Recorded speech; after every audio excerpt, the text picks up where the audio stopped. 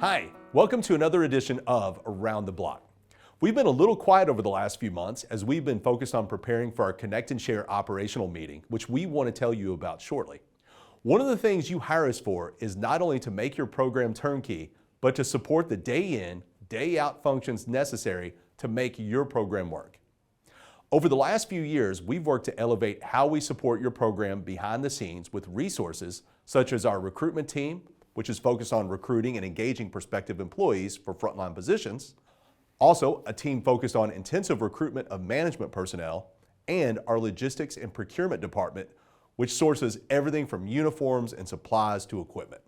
Additionally, we even have support to manage the complex details of the many contract elements affecting your billing and the corresponding pay rates of our employees at your program. As you can imagine, there are a ton of details and moving parts that go into successfully managing your program every day. Enough so that we've designated a field support position at the executive level to oversee our field support. I'd like to introduce you to Corey Parvin. She's our Vice President of Field Support and oversees nearly all of the functions related to back office support of the program we operate for you.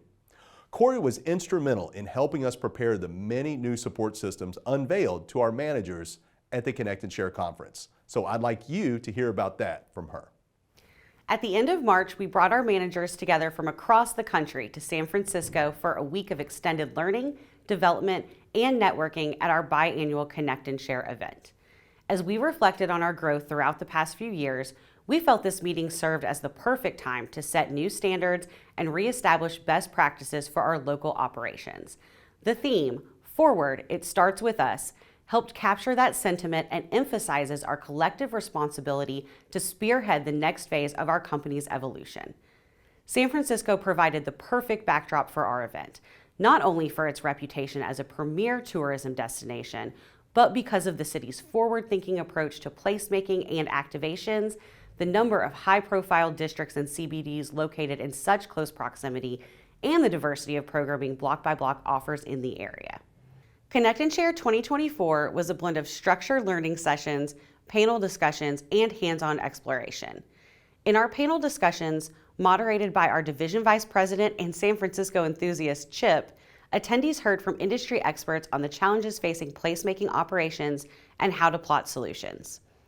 During the conference, we also unveiled new standardized operational guidelines, improvements to our Stop, Think, Act safety program, KPIs to track performance of our teams, and introduced new tools to help centralize communication and information sharing using Microsoft Teams and a revamped and optimized SharePoint site.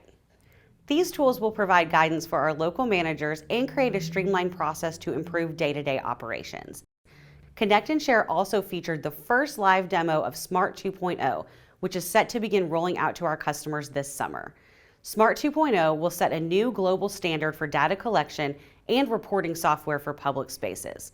This was a process nearly 2 years in the making with developers Cube84, who are known in the placemaking industry for their work with District 360.